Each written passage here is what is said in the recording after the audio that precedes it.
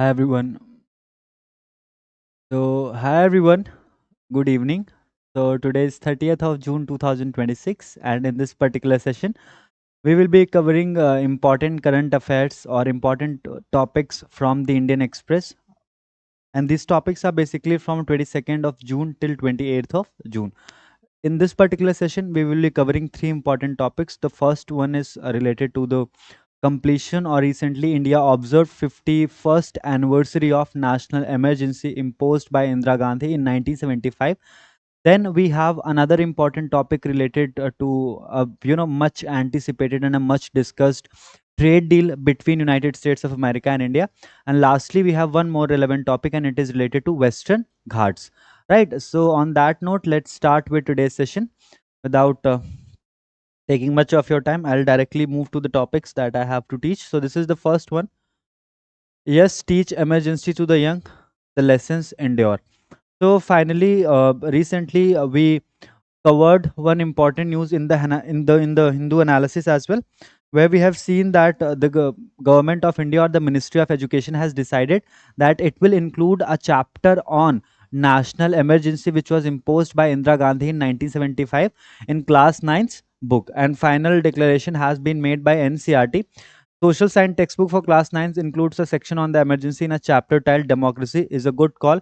It replaces a textbook in which the emergency was cursorily mentioned in a chapter on the electoral politics. So a separate section has been allocated for the national emergency altogether by the National Council for Education Research and Training NCRT ने class 9th की text book में एक dedicated section दिया है emergency के लिए, and this particular decision has been taken on the backdrop of the recent 51st anniversary of national emergency, right?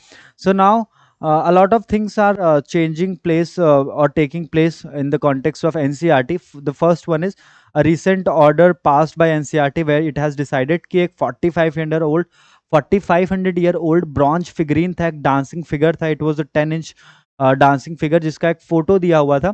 Class 9th की text book में उन्होंने डिसाइड किया था कि उस डांसिंग फिगर को वो लोग कभी कपड़े पहनाएंगे, because that dancing figure was naked. वो उसने कोई कपड़े नहीं पहन रखे थे, and it was decided that they will cover the bronze figurine which was there in the book of class 9th, right? So finally a lot of backlash was received by NCRT once this particular decision was taken by them, right? So let's in the current context, let's keep ourselves limited to the discussion about emergency. So क्योंकि हम जो 45 year old ये figurine था, इसके बारे में हम last session में जब हमने इंडियन एक्सप्रेस का कवर अप किया था पूरा, तो उसमें हम लोगों ने डिस्कस किया था. So let's talk about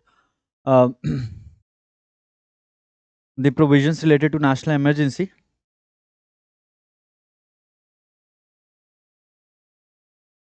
And once you have done this particular session, I can assure you कि आपको इसके बाद फिर नेशनल इमरजेंसी दोबारा पढ़ने की ज़रूरत कभी और नहीं पड़ेगी, right?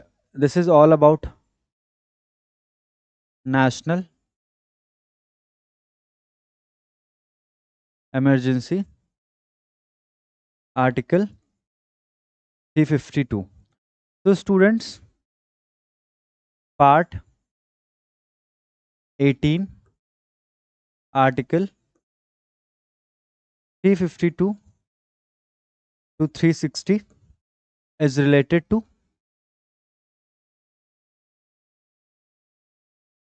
emergency. Now we know this, there are three types of emergencies. ये हमें already पता है.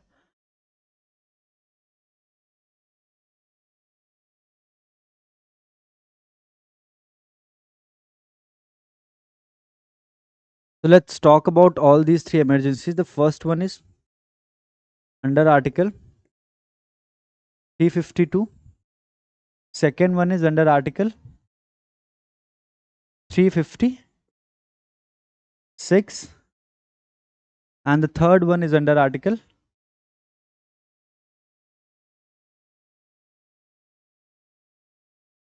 360. Article 352 talks about national emergency. Article 356 talks about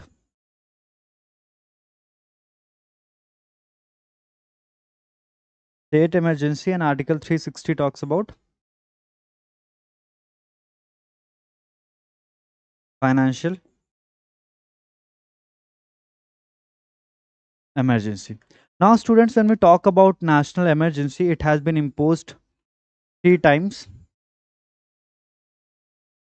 three different instances. First, 1962 Indo-China War, then 1971 Indo-Pak War, and in 1975 when emergency was imposed by Indira Gandhi on the grounds of internal disturbance. Now, when we talk about state emergency, it has been imposed multiple times. I guess it has been imposed over 110 times till this date. And when we talk about financial emergency, it has been imposed, or it has been invoked. Article 360 has been invoked zero times. There was only one instance when there was an apprehension that we might have an emergency, but Prime Minister Manmohan Singh, at that time he was finance minister, he came as a savior and he introduced the policy of LPG, liberalization, privatization and globalization, right? So initially it is relevant for you. ये एक chart आप बना सकते हैं, and if you want to, you can also take a screenshot of this particular chart. This will give you a brief understanding of provisions related to emergency. Specifically in this particular session, we will talk about national emergency imposed by Indira Gandhi on 25th of June 1975. Right. So please take a screenshot of this, and so that we can move to the next slide.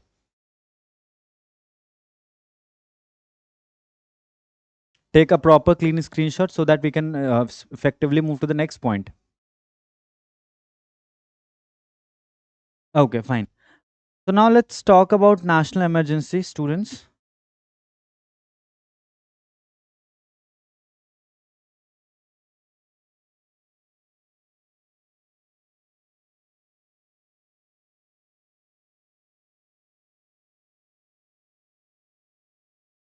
We discussed that on 25th of June 1975, Indira Gandhi invoked Article 352 of the Indian Constitution on the grounds of, अब grounds क्या थे जिस पर इंदिरा गांधी ने national emergency impose किया था? The grounds were internal disturbance. Now, students, when we talk about internal disturbance, this particular ground is so vague that it becomes extremely difficult to reach to a proper definition. What is internal disturbance? Uh, you cannot have a proper definition of internal disturbance, right? So Indira Gandhi chose this particular ground to invoke Article 352 during 1975. Now what happened? What happened? That now we know this, that this particular term was quite vague. So the next important move was 44th Constitutional Amendment Act 1978. So in 1977 this particular provision was revoked, national emergency खत्म की गई और उसके एक साल बाद 44th constitutional amendment act 1978 came into existence and it replaced the term internal disturbance with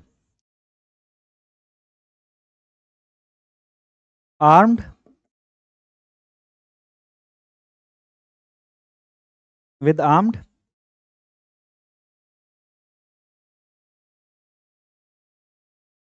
rebellion, right? So this is something which you have to understand, that when Indira Gandhi imposed national emergency on the grounds of internal disturbance, there was a huge uproar in the society, that because it is extremely difficult to get exact definition of this particular phrase internal disturbance. So in 1978 this particular term was omitted from the constitution and it was replaced with the term armed rebellion.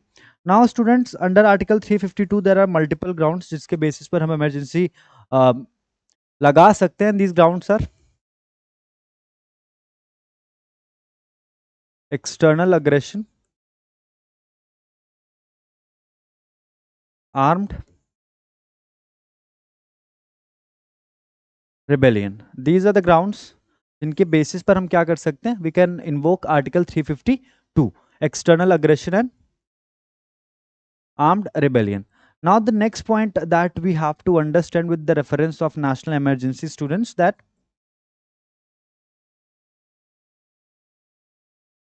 proclamation of emergency is always made by the President of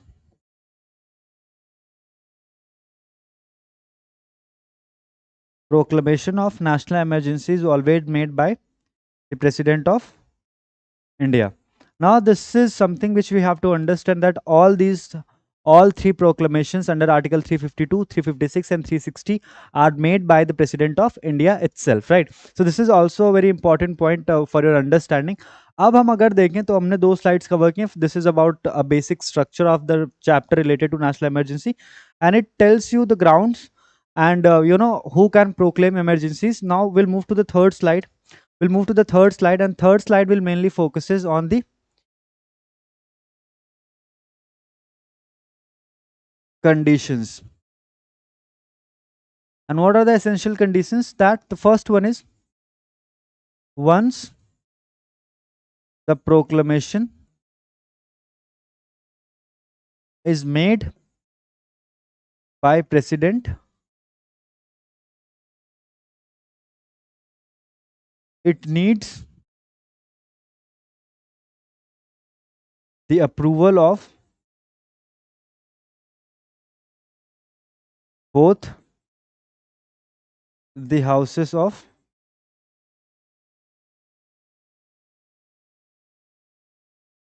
it needs the approval of both the houses of the parliament. Now let's take one example. Now we know this Rajya Sabha is a continuing house. It never gets dissolved. तो राज्य सभा तो हमेशा session में होगा ही. But what if, now let's talk about a specific situation. What if Lok Sabha was dissolved while proclamation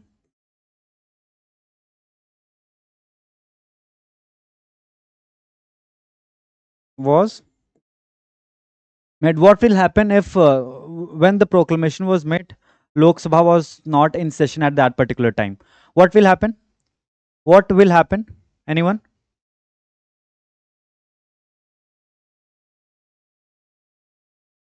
What will happen if Lok Sabha was not in session?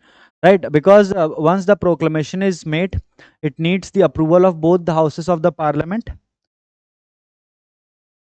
within 1 month.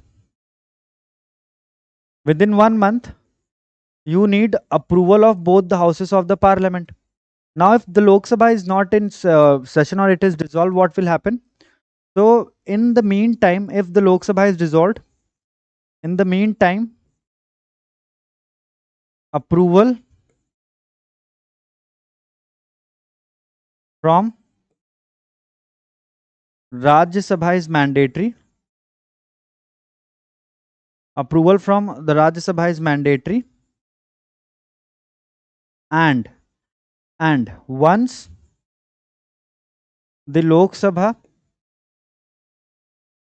is elected, within 1 month,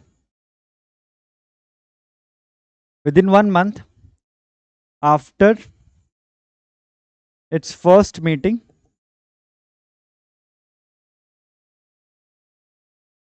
it needs the approval of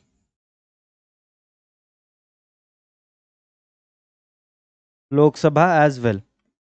Now I'll explain you all the 3 points. The first one is कि भाई president of India ने proclamation कर दिया emergency का कि आज से India में इमरजेंसी हम इन्वोक करते हैं, हम लगा रहे हैं, हम इमरजेंसी, नेशनल इमरजेंसी लगा रहे हैं.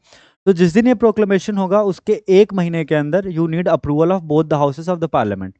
Now we know this, that Rajya Sabha is a continuing house. It never gets dissolved. So what will happen? What if the Lok Sabha was dissolved while proclamation was made? So while the proclamation was made, if the Lok Sabha was dissolved, तो आपको क्या करना होगा? Mean time में राज्य सभा से approval mandatory है within 1 month. और इसके बाद जब लोक सभा वापस से इलेक्ट होगी, within 1 month after it's first meeting. तो क्या होता है कि जब लोकसभा के सारे मेंबर्स इलेक्ट हो जाते हैं, तो जब न्यूली लोकसभा इलेक्ट होती है तो सारे मेंबर्स की एक फर्स्ट सेशन होता है, कॉमन मीटिंग होती है जिसमें सारे मेंबर्स अटेंड करते हैं। After that first meeting it needs the approval of the Lok Sabha as well. Now the next important question is कि मेजोरिटी कैसी चाहिए होता है? सिंपल मेजोरिटी चाहिए, स्पेशल मेजोरिटी चाहिए, स्पेशल मेजोरिटी विद रैटिफिकेशन चाहिए? क्या मेजोरिटी चाहिए होता है अगर हमें पार्लियामेंट से नेशनल इमरजेंसी को अप्रूव करवाना है, और कितने टाइम के लिए नेशनल इमरजेंसी इंपोज की जा सकती है? Right, so these are the two questions that we will deal in the next slide. So the let's talk about the first one. So emergency can be extended for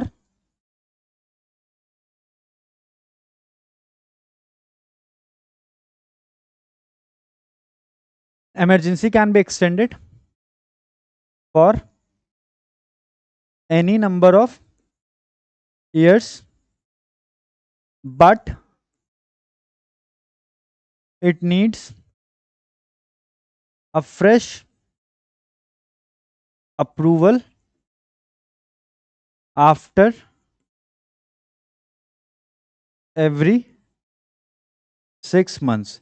अब इसका क्या मतलब है कि जनवरी में नेशनल इमरजेंसी इंपोज की, तो आपको वापस से जब 6 महीने कंप्लीट हो जाएंगे, in the 7th month you will need a fresh approval from both the houses of the parliament. और ऐसे करके आप 6 months के गैप पे, with the gap of 6 months, national emergency can be extended for indefinite period. And the logic is very clear. Logic is very clear. And what is the logic? कि भाई अगर war किसी country के साथ में start हुआ है तो किसी को ये पता थोड़ी ना कि वॉर कितने टाइम में खत्म हो जाएगा। So with a gap of 6 months, national emergency can be extended for an indefinite period of time, but you need a prior approval, or you need a fresh approval of both the houses of the parliament after every 6 months. And this approval is basically required with the special majority. And in the current context, what is special majority? So first, majority is total membership of that house, and the second one is total membership of that house, and the second one is 2/3 members present and voting. Right, so let's talk about Lok Sabha. So Lok Sabha ka total membership at this point of time is 543. So you need 273 members. Simple majority of the house kya hoga? 273 members are in your favor. It is total membership of that particular, I mean 272, sorry, 272. 272 is that magical number that you need. Now the next important point is 2/3 members present and voting. Let's take one example कि जिस दिन मान लेते हैं लोकसभा में ये motion present हुआ कि अभी आज नेशनल इमरजेंसी पे डिस्कशन होगा और डिस्कशन के बाद वोटिंग होनी थी, तो पहला तो आपको 272 मेंबर्स के वोट आपको फेवर में चाहिए होंगे if you want to invoke national emergency. Then let's take one example कि जब वोटिंग होनी थी उस टाइम पे 480 मेंबर्स प्रेजेंट थे। तो the second aspect of special majority is that you need 2/3 of present and voting. So total present कितने थे voting के लिए? 480. तो इसका 2/3 कितना हो जाएगा? 320. Right, so you need, first you need a yes from 272 members of the Lok Sabha, which is the total membership of that house, and then in the next step you will also require 2/3 members present and voting in your favor. Now this particular number is static. 272 तो static रहता है, but ये जो 320 है, 2/3 members present and voting है, it keeps on changing. It purely depends on the attendance of MPs in Lok Sabha, right? So these are the two important points related to national emergency. Now moving on to the next aspect. Hi everyone, hi. Right, so let's move to the next point. अब इसमें दो चीजें आप लोग और याद रखिएगा, and this is the last point. Effect on fundamental rights. So under Article 358, we'll see two more articles and then we will wrap up this particular topic, and Article 359. So under Article 358, students, under Article 358, every right available or every freedom, the correct phrase would be every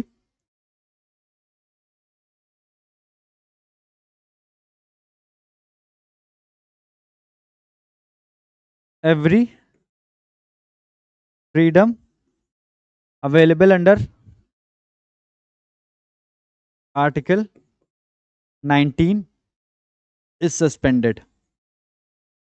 So there are 6 different types of freedom available under Article 19 of the Constitution of India. So once Article 352 is invoked, all these freedoms are automatically suspended. Now what is the relevance of Article 359? So Article 359 is basically to suspend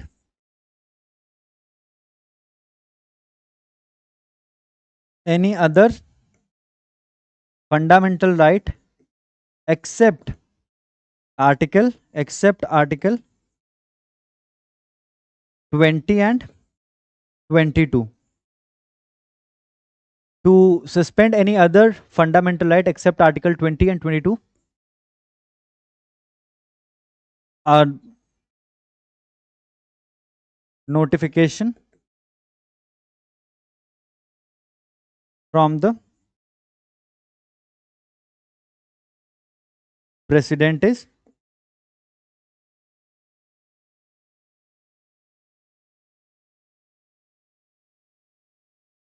mandatory.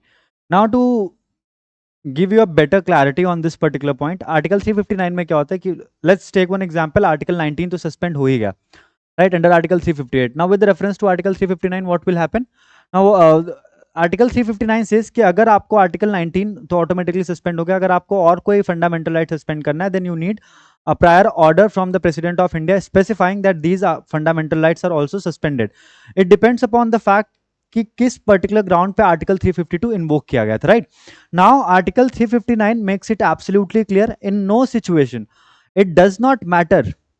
It's Article 21. It's Article 20 and 21. Right, it's Article 20 and 21. So it doesn't matter, right, that what are the situations. Article 20 and 21 cannot be suspended. What is Article 21? Right to life and personal liberty, right. अब war start हो गया, but हम किसी की right to life, हम किसी की life को नहीं, मतलब अनलॉफुल तरीके से हम सस्पेंड कर सकते हैं, right. So article 20 and 21 can not be suspended. The people or the citizens can move to the Supreme Court or to the High Court if their Article 20 and 21 are violated. Article 21 talks about the rights of the accused, person. That an accused person is entitled to have a legal representation, he needs a proper trial, right. All those things are there in Article 20. So basically Article 20 and 21 cannot be suspended in under no circumstances, and to suspend any other fundamental right apart from Article 21 and 20 and 21 under Article 359, you need a prior order from the President of India specifying that these are the fundamental rights which we are suspending at this point of time, right. So this is entirely about national emergency. We have 5 slides on this, starting with the structure of the chapter of national emergency. Then we discussed about national emergency imposed by Indira Gandhi on 25th of June 1975. And students, remember this, in 2024 government declared that 25th of June would be observed as Samvidhan Hatya Divas. And there is one more case in this particular regard, and the case is of ADM Jabalpur versus Shivkant Shukla. हम लोगों ने सुबह the Hindu analysis के time पर इसको discuss किया था. ADM Jabalpur versus Shivakant Shukla, and in that particular case, the Honorable Supreme Court of India said that the grounds on which national emergency is imposed, those grounds are subject to judicial review. If the grounds are malified, then also then the Supreme Court of India is empowered to do a judicial review of the grounds, right? Then we talked about this 44th Constitutional Amendment Act 1978, and we also talked about the grounds on which a national emergency can be imposed. Then in the next slide, we covered about the conditions, jin conditions, these conditions are required for the for invocation of Article 352. Then in the next slide, we talked about the duration of national emergency, that how it could be extended for an indefinite period with an approval of both the houses of the parliament after every 6 months, right? Then also we discussed about a very important question, that what will happen if Lok Sabha was dissolved while proclamation was made.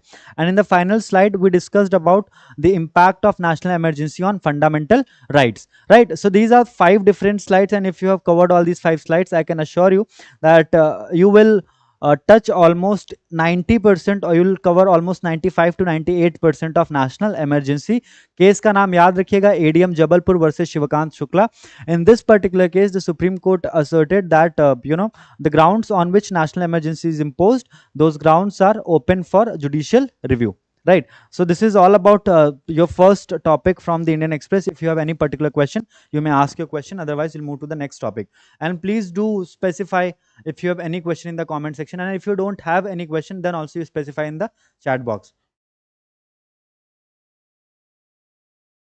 और अभी हम क्यों discuss कर रहे थे, 2 reason है. हमने recently 51st anniversary observe किया नेशनल इमरजेंसी के, and the second reason is that the Ministry of Education and the National Council of Education Research and Training, they have made it absolutely clear that in the textbook of class 9, they will have a certain segment, or they will have a certain aspect related to national emergency in the book, right?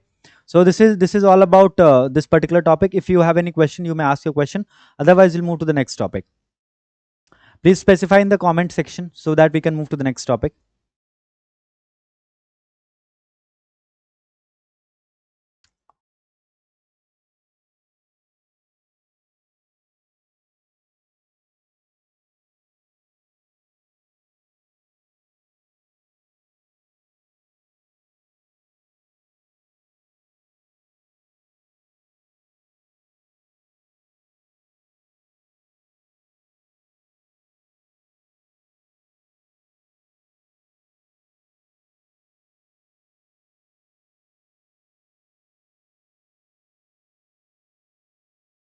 Okay, no, sir. We have one answer, and something is better than nothing, so we can move to the next aspect. Now, this is the next topic that we have to cover. To protect Western Ghats, southern states must break impasse. Now, what is the definition of impasse? What is the definition of the term impasse?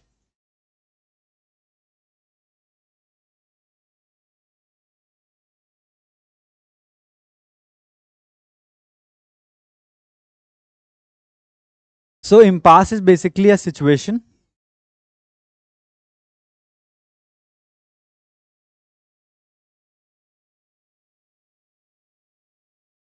it is a situation where no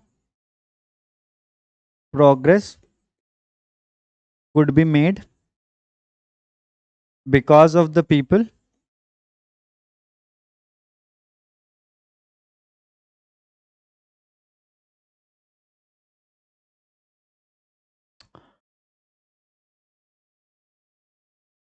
no progress could be made because of the people who are involved. This is the meaning of the phrase encompass. You may jot down this particular meaning.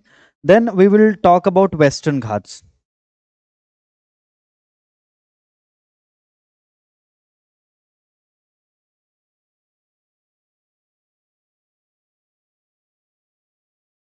So let me.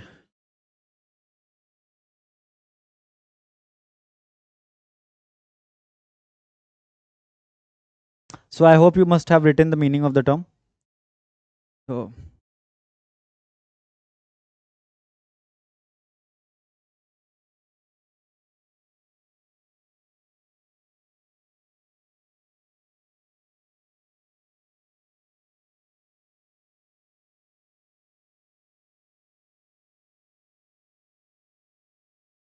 So this is the exact picture of Western Ghats, and why I'm showing you this picture of Western Ghats, so that you may have an understanding that why we are discussing this particular topic and what is the relevance of Western Ghats for us. So students, इधर these are Western Ghats और इस side है Eastern Ghat. अभी हम western Ghats के बारे में discuss करें. ये केरला से शुरू होकर के ऑलमोस्ट महाराष्ट्र तक एक्सटेंड करता है. And this is almost 1600 kilometre long. ठीक है, हम इस मैप पे काफी सारी चीजें भी डिस्कस करने वाले हैं. Now western Ghats are also known as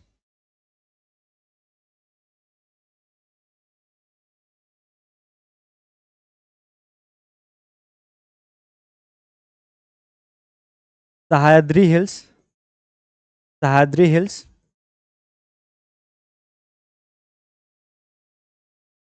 Now students, next point related to Western Ghats is that in Kerala it is known as Sahaya Parvatam. Sahaya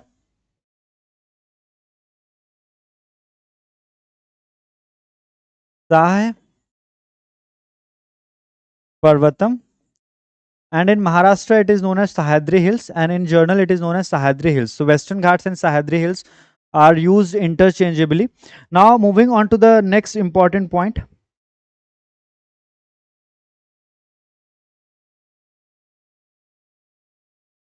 Now Western Ghats has been recognized as a UNESCO World Heritage Site.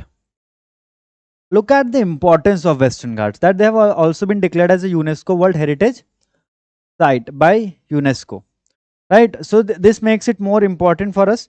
Now moving on to the next point.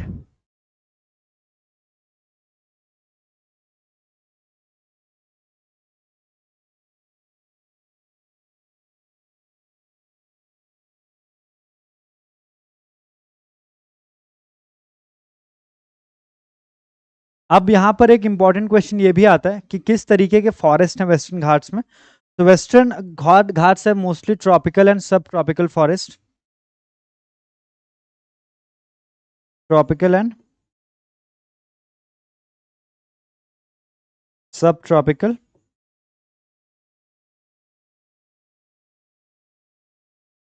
Forest, right. ये सारे points आप बस लिखते जाइए फटाफट.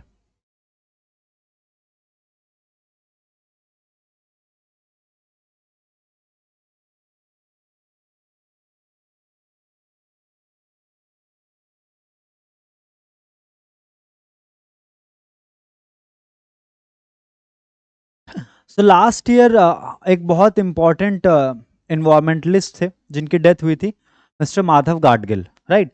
So Mr. Madhav Gadgil is very important when we talk about Western Ghats, because he worked a lot for the protection of Western Ghats. So Mr. Madhav Gadgil panel recommended. So the government of India constituted a high-level panel under the chairmanship of Mr. Madhav Gadgil, and it recommended that the entire Western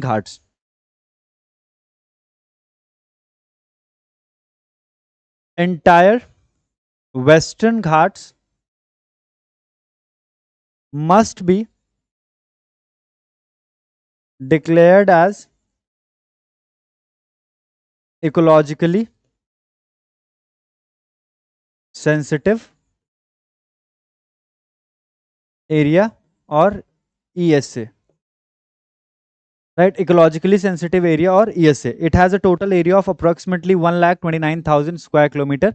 Western Ghats का total area कितना है? 1,29,037 square kilometre, right. ये पूरा हम map पे ये topic cover कर लेंगे।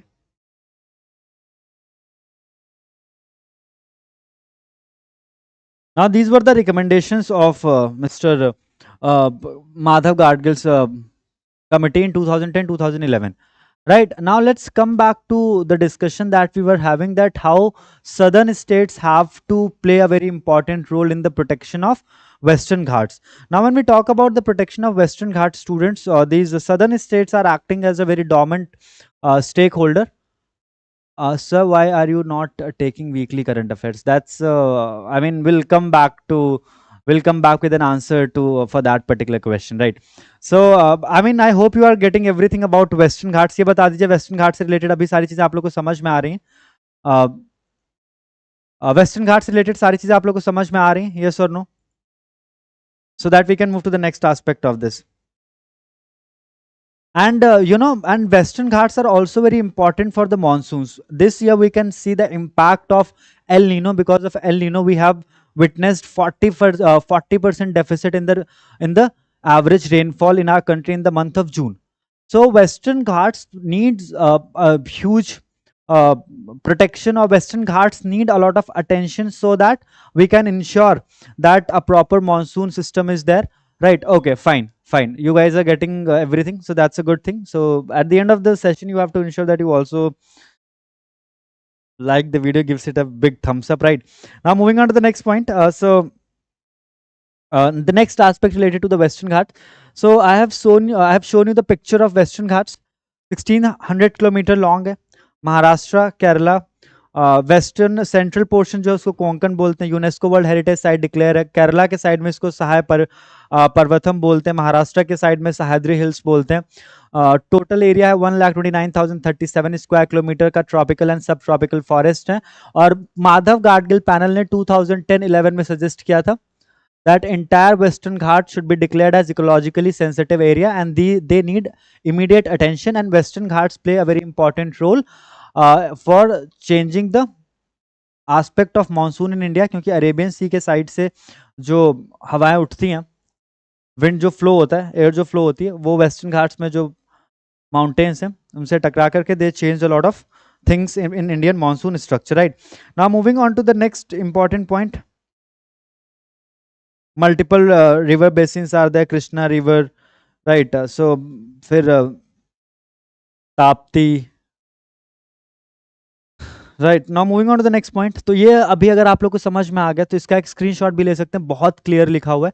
ये बस आपको ऐसे फ्लो चार्ट में पॉइंट्स याद रखने हैं। You will need no other attention, or you will need no other information.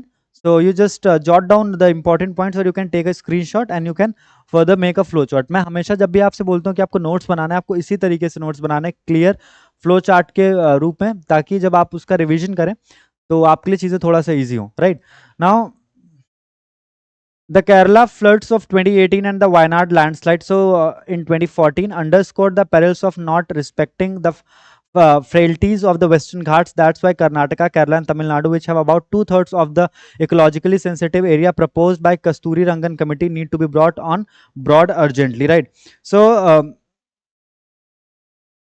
Kasturirangan committee was constituted in 2012-13, and it K Kasturirangan committee ने suggest किया था that 60,000 square kilometer must be declared as ecologically sensitive area. ये के कस्तूरी Ranjan committee का suggestion था कि 60,000 square kilometre को हमें इकोलॉजिकली सेंसिटिव एरिया डिक्लेयर कर देना चाहिए, and this was constituted in 2012-13. Right, so now the responsibility is huge on the shoulders of Karnataka, Kerala and Tamil Nadu. That's why the title of this article is to protect Western Ghats, southern states must break impasse. Impasse, we have already discussed the willpower, or the situation where a party is not able to take a decision, where they are not able to reach to a particular decision. 67,000 kilometer of Western Ghats, roughly 37% on the mountain chain as an ecologically sensitive area. We have already discussed it. Now, moving on to the next point, the continuous mountain chain with the break off at the Palakkad Gap on Tamil Nadu Kerala border harbors one of the world's 8 hottest hotspots of biological diversity. So now this is another important point that why you should know about Western Ghats. The next important point is that Western Ghats host one of the 8 hottest hotspot of biological diversity in the world. So that's why, and it is there at the border of Tamil Nadu and Kerala, and it is known as Palakkad Gap. Palakkad Gap at the border of Tamil Nadu and Kerala is one of the world's 8th hottest hotspot of biological diversity. Its landform influences the monsoon by acting as a barrier to moisture-bearing winds, resulting in beautiful rainfall along the Western Ghats. So that I have already told you कि इधर side Arabian Sea है, इधर Arabian सी, इधर से जो moist air उठती है, ठीक है, वो यहाँ पे जो वेस्टर्न घाट्स हैं इनसे वो टकरा के क्या करती है, यहाँ पर जो पूरा वेस्टर्न घाट्स के साइड में पूरा ये जो कोस्ट लाइन है वहाँ पर बहुत शानदार बारिश होती है, right. So these are the points related to Western Ghats which are extremely relevant for your examination. And the next important point is that the recommendations of Madhav Gadgil Committee and K. Kasturirangan Committee both are extremely relevant for your examination. And all the relevant points related to Western Ghats we have already discussed in the earlier section, right? So this is all about Western Ghats. I hope you must have understood. If you have understood every point related to Western Ghats, give a thumbs up so that we can move to the next point.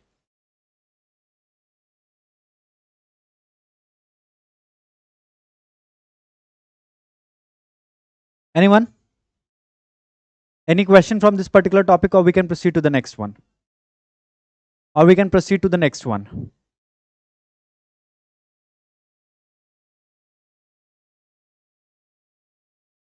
Okay, we'll proceed to the next one now. India has set down the red lines for the US now seal the trade deal. So we know this there is a huge discussion about India-US trade deal, and this discussion is going on for a very long period of time. And India is yet to sign a very comprehensive trade deal with the United States of America, and reasons are very known, reasons are very familiar, because India wants to protect its agriculture sector from the US companies, because eventually it will increase the competition amongst the Indian farmers, and India is a country where the most number of people engaged in some kind of agriculture activities, right? So we really want to protect this sensitive area or the sensitive zone of our economy. The next important point is that the decisions taken by the Trump administration over the period of last 1 year and 2 months our main hurdle when it comes to a comprehensive trade deal with United States of America. I'll just tell you the important points related to this. So what happened, students, that on 20th of January 2025, Donald Trump took oath as the 47th President of United States of America. Now, this particular step was taken on 20th of January, and subsequently what happened? That in February 2025, negotiations started between India and United States of America related to a comprehensive trade deal. Now, on 2nd of April 2025, बाद में आप इसमें क्या बोलते हैं, subtitles on करके वो notes अगर आप चाहें तो ले सकते हैं, because you guys are Gen Zs, right? You guys are a generation of smart people using a lot of smart devices, right? So you may jot down all those points from the subtitles. So on 2nd of April 2025, Donald Trump declared 2nd April as Liberation Day, and he imposed 25% tariffs on most of the countries. India was also one of the countries जिस पे 25% tariff impose किए गए थे, because Donald Trump said that India के जो goods हैं वो हमारी कंट्री में आते हैं, हम उनसे ज़्यादा टैक्सेस नहीं लेते हैं, बट अमेरिकन गुड्स जब यूएस इकोनॉमी के अमेरिकन गुड्स जब इंडियन इकोनॉमी में एंटर करते हैं तो Indians charge a lot of taxes on those products, right? So हम पे 25% टैरिफ इम्पोज कर दिए गए, फिर 25% टैरिफ के ऊपर 25% टैरिफ और इम्पोज कर दिए गए because of one specific fact: we used to buy a lot of Russian oil.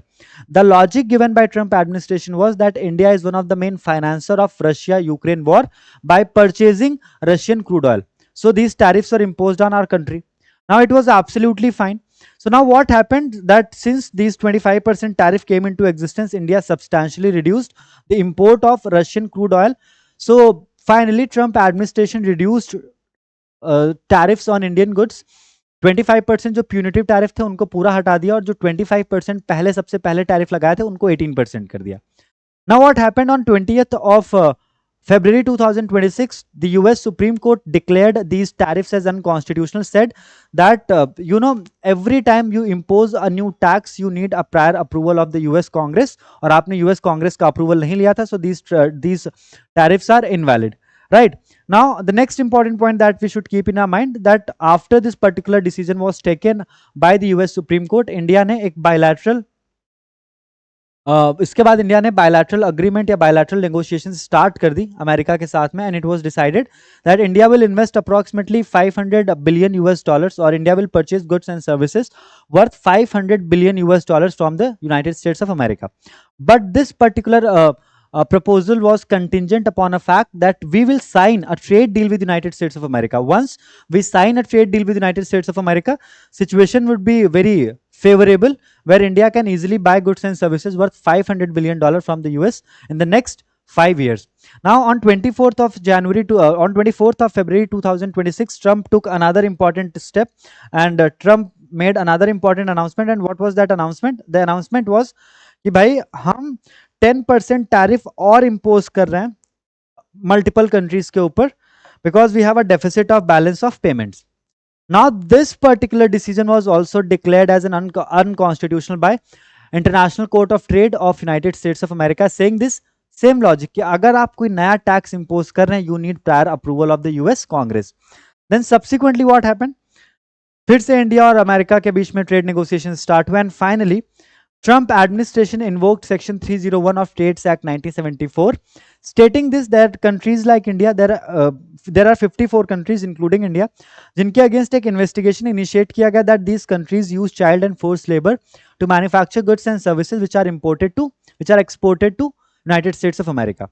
अब इन कंट्रीज के ऊपर वापस से 12.5% टैरिफ इंपोज करने की बात चल रही है. Now the author of this particular article is saying that India has to draw a red line, right? Because we may explore a lot of options as a substitute for the United States of America, but at the same time we have to tell them that exactly this is something which you cannot cross, so that we can have a very respectful trade deal with the United States of America. Mark Carney has given certain statements against the kind of hostile approach adopted by the United States of America, and we have to do the same.